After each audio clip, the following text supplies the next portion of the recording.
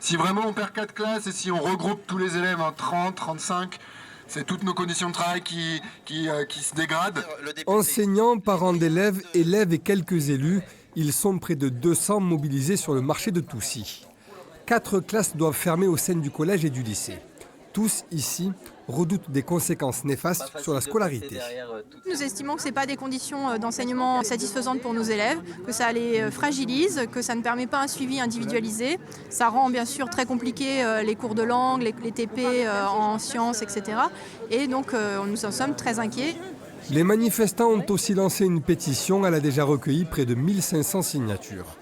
Le cortège défile au milieu des étals et traverse la commune pour se rendre jusqu'à la cité scolaire. Dans les rangs, certains sont venus en famille, tout comme les enseignants. Les parents, eux aussi, sont inquiets.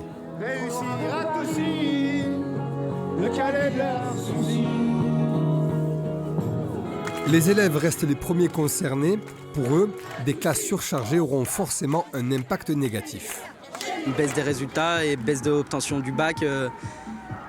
Donc voilà, maintenant il faut privilégier la réussite plutôt que l'économie. Là, on est 28 dans ma classe, donc surtout avec certains élèves qui sont en difficulté. J'imagine pas à 30, voire même plus, comment on peut apprendre avec autant de personnes dans une classe. Une journée collège mort et un blocus de la cité scolaire de Toucy sont prévus mardi. D'autres établissements se sont aussi mobilisés, à Tonnerre, Ancy-le-Franc ou Auxerre.